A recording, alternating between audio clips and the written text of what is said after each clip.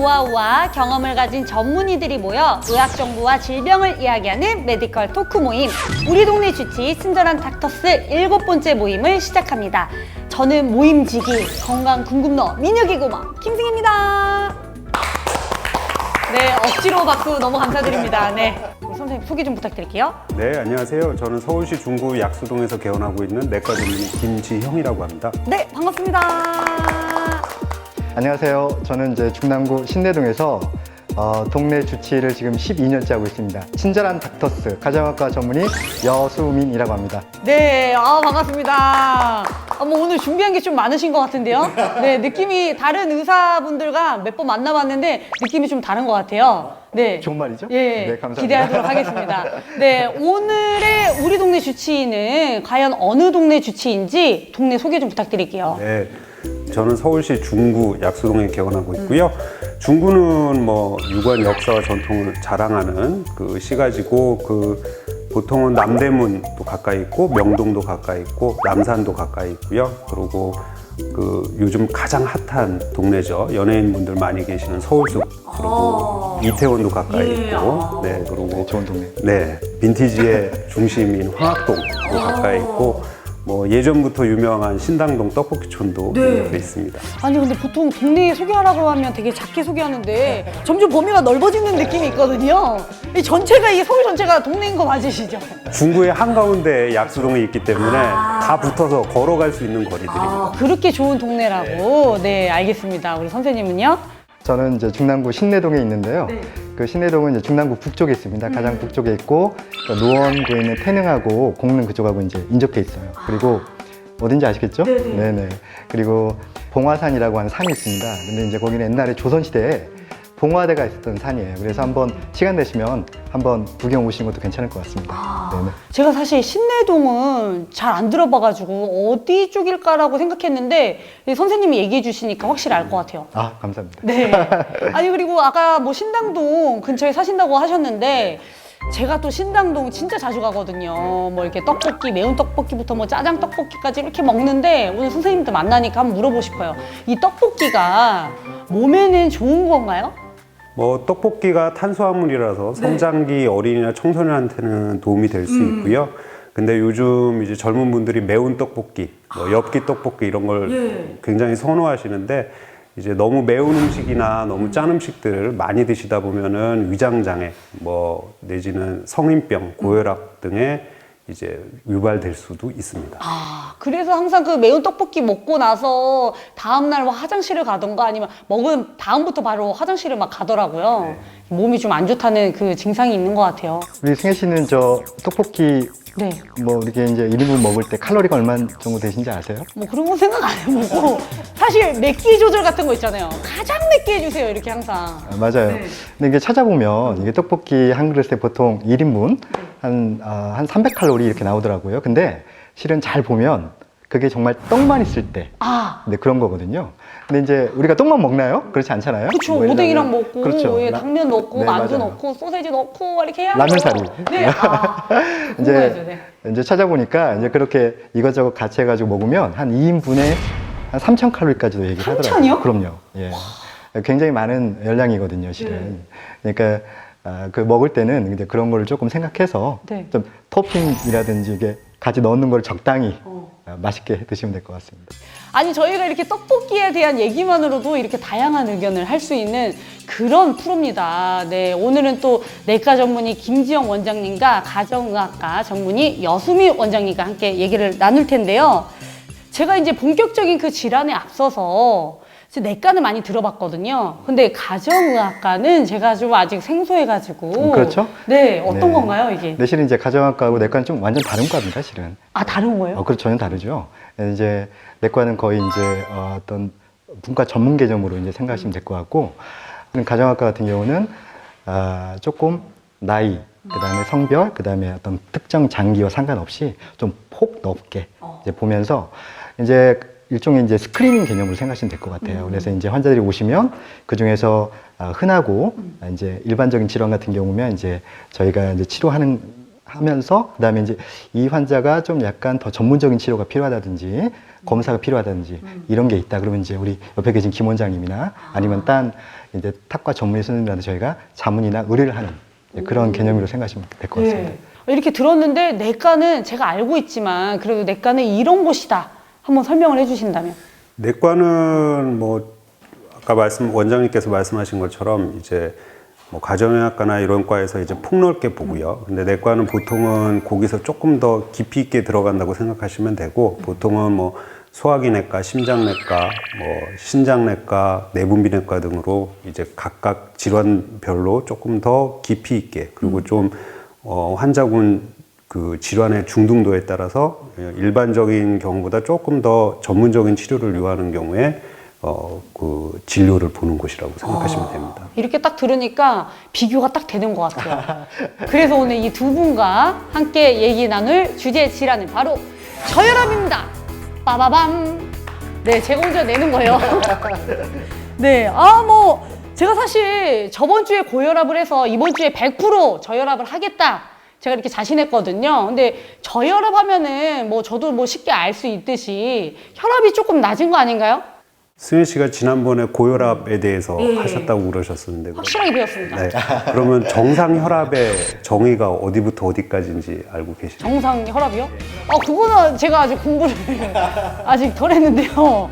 한 90 정도 아닌가요? 네, 보통은 수축기 혈압으로 90에서 120 사이를 정상 혈압으로 90, 보고요. 120까지 외워야 되군요. 네. 저혈압이라고 하면은 이제 수축기 혈압이 90 밑, 그리고 이완기 혈압이 60 아래로 떨어지는 경우를 이제 저혈압이라고 합니다. 보통은 저혈압이 생길 수 있는 원인으로는 우리가 심장을 펌프로, 하나의 큰 펌프로 보고 혈관을 그 펌프에 연결되어 있는 수도관 정도로 봤을 때 이 펌프의 기능 이상, 그러니까 심장병이나 심부전이나 뭐 협심증 등으로 심장의 기능을 제대로 못했을 때 펌프의 기능 이상으로 생기는 저혈압이 있을 수가 있고요. 그 심장 기능이나 이런 건 정상인데 수도관의 직경이 넓어져서 혈관의 압력이 줄어드는 저혈압, 뭐 예를 들면 심한 염증 사항, 뭐 폐혈증이나 아니면 아나필락시스, 뭐 이런 것들이 생겼을 때 저혈압이 생길 수 있다고 돼 있고, 또 뭐 혈관이나 심장 기능은 정상인데 이제 혈류량, 피의 양이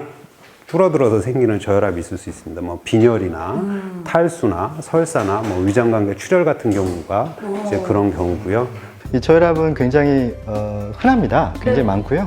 흔했구나. 네네, 아주 흔합니다. 그래서 우리 전 인구의 한 1에서 2% 정도가 있다 그래요. 네. 그래서 이제 일반적인 대증적인 요법, 예를 들면 무슨 약을 쓰거나 그게 아니고 예방적 치료로 이렇게 관리가 가능하거든요. 그래서 이게 뭐 병이 아니라고 생각하는 경우도 있어요. 하지만 이 저혈압도 엄연한 질환입니다. 그렇구나. 아니 근데 저번에 제가 고혈압에 대해서 배웠다고 했잖아요. 그것도 뭐 특별한 증상이 없다고 했는데 저혈압도 진짜 뭐 특별한 증상이 없다. 뭐 이런 얘기가 있더라고요. 저혈압 같은 경우는 물론 예를 들자면 혈압이 떨어지는 속도에 따라 가지고 혈압이라는 게 이제 정상 혈압이 있는데 그것보다 떨어지면 제가 아까 저혈압이라고 김 원장님 말씀하셨잖아요.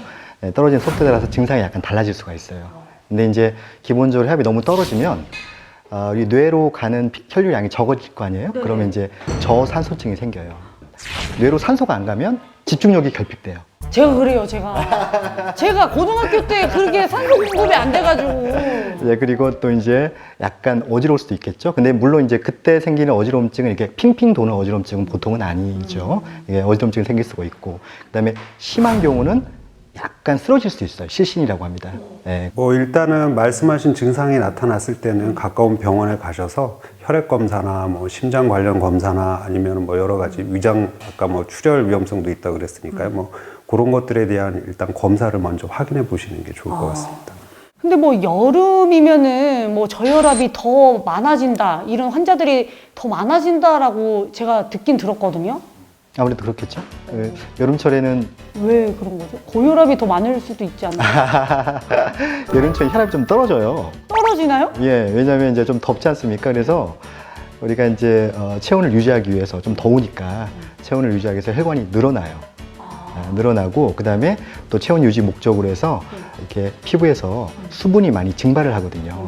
체온을 유지시키기 위해서. 그러니까 아무래도 몸에 이제 수분이 이제 적어지니까 탈수 증상, 그런 증상으로 인해서 약간 혈압이 떨어지는 경향이 있습니다. 아, 그러면은 어떻게 저혈압도 계절을 타는 그런 느낌인 건가요? 여름 때는 우리가 그 바캉스 노출의 계절. 네. 그래서 노출 그냥 얘기하면 되는데 왜 이렇게 노출 이렇게 얘기해가지고 제가 솔깃했어요. 왜냐면 그래서 저 같은 뭐 이런 진짜 다이어트가 필요한 아저씨들은 다이어트를 안 하는데 아닙니다. 뭐 굳이 네. 이제 굳이 다이어트 하실 지금 필요가 하고 있어요. 없는 네. 예, 우리 아름다운 승혜 씨 같은 분들이 과도한 다이어트. 지금 가도합니다. 네, 그래서 이제 탈수나 저혈압이 더 심해져서 가끔 어지럼증이나 뭐 이렇게 가슴 답답하다고 저희 외래 진료로 오시는 분들이 종종 있습니다. 여름철에 특히나 젊은 여성분들이 예, 좀 오세요. 다이어트를 오히려 좀 힘들게 하면은 더 저혈압 증상이 나타날 수 있다. 그럴 수 있죠. 네, 그래서 이번에는 다가온 여름 저혈압을 예방하고 무더위 속에서 건강을 지키기 위한 탈수 예방 대책을 우리 김지영 원장님께서 닥터 레시피에서 아주 자세하게 알려주신다고 합니다. 함께 보시죠.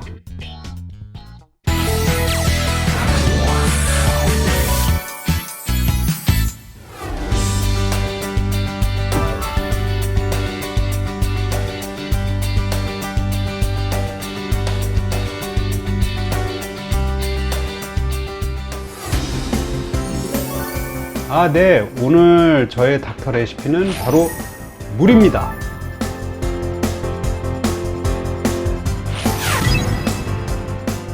질환이 없는 일반 분들 같은 경우에는 사실 여름철에 탈수가 가장 큰 원인입니다. 고온 환경에서 날이 더워지고 그러면서 몸 안에 염분이 소실되고 수분이 소실되고 전해질이 소실되면서 이제 그 혈관 내에, 혈액 내에 수분이 부족해지고 그것 때문에 저혈압이 생기는 게 가장 흔한 원인이지 않을까 싶습니다.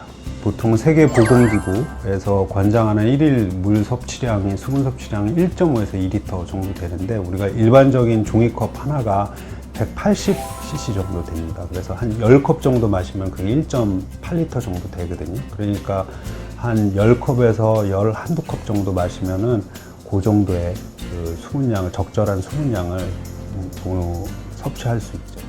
운동 시에 이제 이온음료나 이런 거의 섭취는 사실은 운동하기 전부터 섭취하시는 게 훨씬 더 좋고요. 시작 전부터 틈틈이. 그래야지 적절량의 일단 수분 보충을 하게 할 수가 있고, 보통은 운동 후에 이미 탈수가 된 상태에서 수분 보충을 하는 거는 효과가 좀 떨어지고요. 타이밍도 좀 늦고. 그래서 미리미리 하시는 게 일단 보충할 수 있는 수분량도 좀 줄일 수가 있고, 이온음료도 그 안에 염분이나 전해질이 많이 들어가 있기 때문에 과다 섭취는 피하시는 게 좋습니다. 체내의 염분 밸런스나 전해질 밸런스가 깨질 수도 있기 때문에. 그래서 그 한 번에 많이 드시는 것보다는 운동 전부터 조금씩 틈틈이 섭취해 주시는 게 제일 좋은 방법이라고 할 수 있습니다. 여름에는 아무래도 그 운동들도 많이 하고 야외 활동이 많은 시기라서 탈수가 일어나기 쉽습니다. 그래서 틈틈이 충분한 수분 보충으로 그 건강한 여름을 맞이할 수 있었으면 좋겠습니다.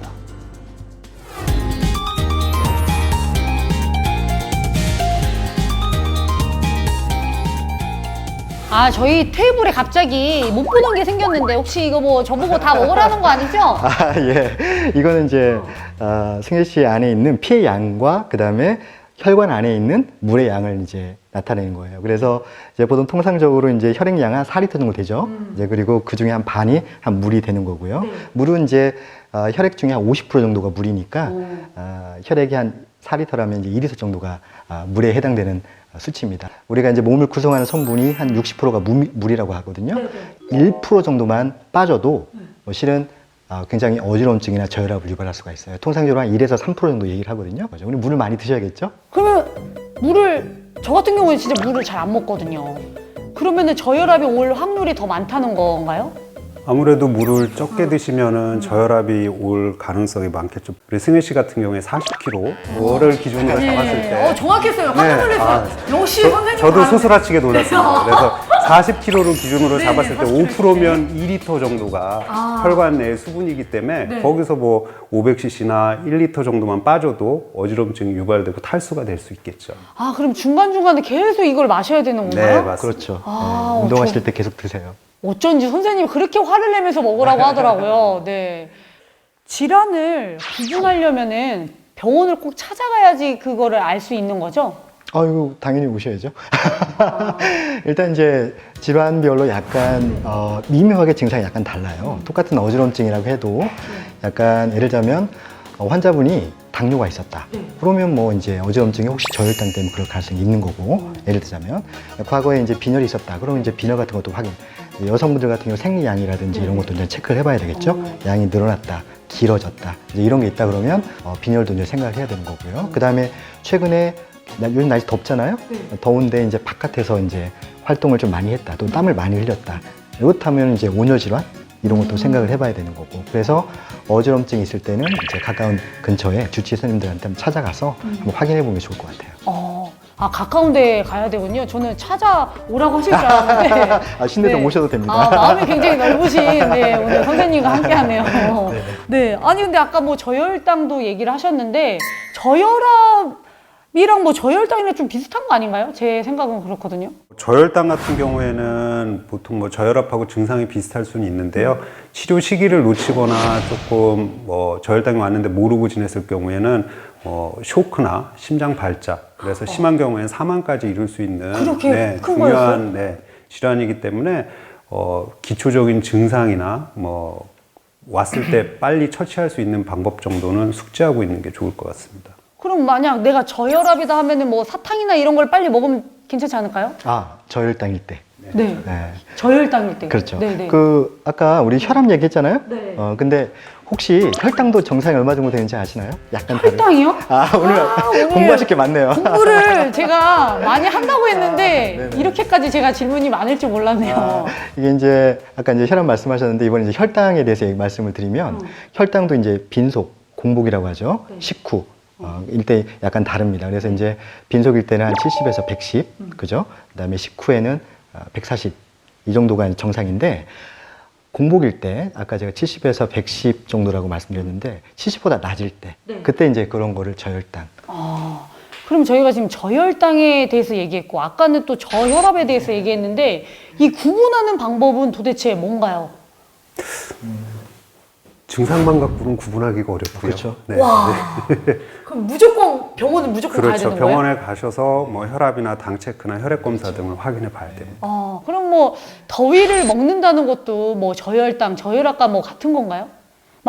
우리 더위 먹었다 막 이렇게 하잖아요.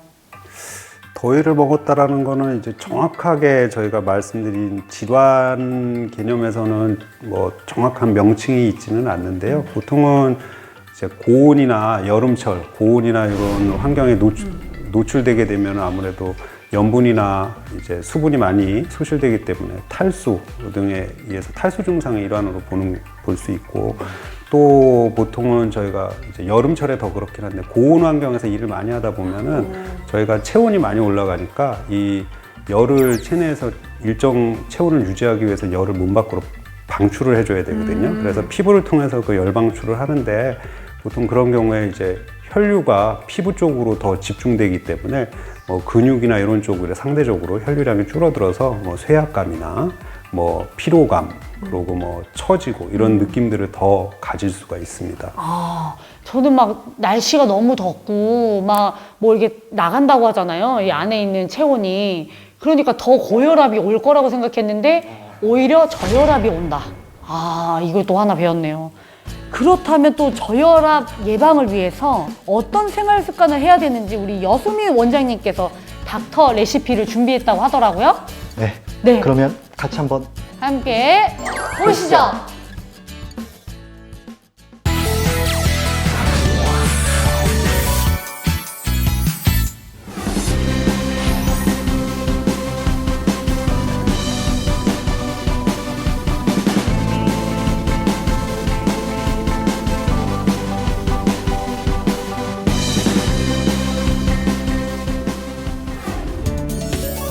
오늘은 기립성 저혈압의 예방과 관리 방법에 대해서 말씀드리겠습니다. 기립성 저혈압 자체는 실은 아주 흔한 질환이고 일상생활에 큰 지장을 주지 않는 경우가 많아서 그냥 이게 간과하기 쉬운데 실은 이것도 특별한 경우에 굉장히 어지럼증이나 이런 것 또는 실신까지도 유발할 수 있기 때문에 예방과 관리가 필요한 질환입니다. 기립성 저혈압 같은 경우는 이게 심장에서 피를 이렇게 짰을 때 내려갔던 피가 잘 못 올라올 때, 그럴 때 기립성 저혈압이 잘 생기거든요. 그래서 하체 근력 강화 운동이 굉장히 도움이 되실 것 같습니다. 그래서 저 같은 경우는 자전거 타기라든지 머리를 딱 세우고 고정하고 탈 수 있는 이제 집에서 세워놓고 다니는 자전거 이런 게 굉장히 도움이 될 것 같고, 예를 들자면 활동량이 조금 그렇게 많지 않으신 분들, 이런 분들이라면 내려갔던 피가 잘 올라갈 수 있게 압박 스타킹이라든지 아니면 좀 약간 조이는 양말을 신는 것도 예방하는 데 도움이 될 것 같습니다. 드시는 것도 굉장히 중요해요. 그래서 수분 섭취도 굉장히 중요하고요. 비타민 D 섭취가 굉장히 중요한데, 비타민 D는 일반적으로 이제 햇빛을 통해서 섭취를 많이 하기 때문에 야외에서 한 15분 정도 충분히 햇빛을 쐬는 게 굉장히 중요할 것 같고요. 조금 신경 써야 되는 것 중에 하나가 비타민 B3인데요. 나이아신이라고 하는 건데, 그거 같은 경우는 혈압을 조금 떨어뜨릴 수 있다고 돼 있거든요. 그래서 좀 약간 연령, 고령의 환자분들 중에서 약간 기립성 저혈압이 있다, 이런 경우에 비타민 B3의 섭취는 조금 신경을 좀 써야 될 것 같습니다.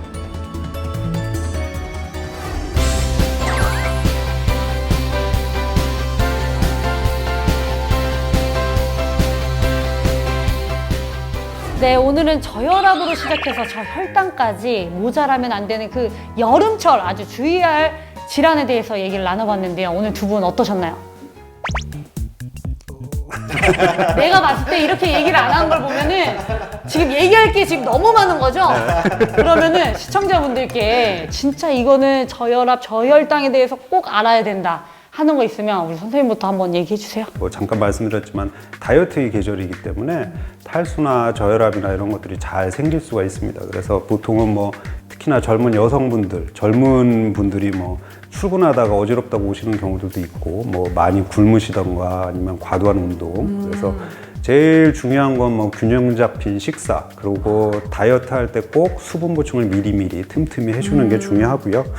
그리고 과도한 다이어트나 과도한 음주 이런 것들은 또 여름에 여러 사람들 만나서 또 이렇게 모임을 가시다 보면은 과도하게 드실 수가 있는데, 이렇게 얘기하면 제가 찔리는 거죠? 네. 무슨 선생님한테 혼나듯이 지금? 과도한 음주나 이런 것들은 좀 피하시는 게 좋고, 그리고 가급적이면 고온 환경, 이제 여름에 열대야도 있고 굉장히 더운 환경에서 일을 할 때는 그 노출을 최대한, 그 고온 환경에서 일할 수 있는 그 노출 시간을 최대한 줄이고 수분 섭취를 꼭 틈틈이 해주시는 게 중요하다고 할 수 있습니다. 아, 수분을 계속 보충을 해줘야 되군요. 네. 우리 선생님도 할 말이 굉장히 많을 것 같아요. 오늘 저희 이제 저혈압하고 저혈당에 관해서 이제 얘기를 많이 했는데요. 실제로 이제 그 저혈압, 아까 이제 앞서 얘기했지만 앉았다 일어났을 때 이제 어지러움증 생기는 거, 그 다음에 이제 오래 서 있거나, 지하철 안에서 오래 서 있거나, 아니면 이제 소변을 놓거나, 그죠? 아니면 좀 약간 안 좋은 상황, 또 끔찍한 상황, 또 이제 싫은 불쾌한 상황에 노출됐을 때 약간 어지러움증이 생기는 것들. 아, 오히려 불쾌한 상황이 왔을 때 더 어지러움증이 느껴지죠. 그렇죠. 그게 이제 미주신경 시신이라고, 어지러움증이라고 하는데, 미주신경 어지러움증이 있거나 아니면 이제 여러 가지 이제 어지러움증이 있을 때는 이게 괜찮다라고 생각하시면 안 돼요. 이게 가서, 아까 어지러움증은 이제 꼭 그런 것만 있는 게 아니니까 여러 가지 종류가 있을 수 있으니까 가까운 근처에 있는 주치의한테 상의를 하시는 게 좋을 것 같고, 그 다음에 이제 저혈당 같은 경우는 아까 말씀드린 대로 당뇨 환자가 굉장히 많으니까 당뇨가 있으신 분들 같은 경우는 꼭 이제 어떤 증상들이 저혈당 증세인지 알고 적절하게 이제 대처를 하시는 게 가장 중요할 것 같고, 건강한 성인들 같은 경우는 이렇게 이제 수분 섭취 평상시에 많이 하시고, 그 다음에 아까 술 먹을 때 꼭 안주 챙겨 드시고, 그렇게 하시고, 수분 섭취는 굉장히 중요하거든요. 그래서 이제 특히 여름철에 이렇게 땀도 많이 흘리고, 그 다음에 이제 덥고 하니까 물을 좀 많이 드셔서 우리 시청자 여러분들 건강한 여름 지내셨으면 좋겠습니다. 네. 오늘 우리 동네 주치의 친절한 닥터스 함께 해주신 우리 내과 전문의 김지영 원장님과 가정의학과 여수미 원장님 진심으로 감사드립니다. 네. 다음 모임에는 이제 당뇨에 대해서 얘기를 나눠볼 건데요. 다음 정모에는 어떤 닥터스들이 함께 해주실지 많이 기대해 주시기 바라겠습니다. 다음 주에 만나요.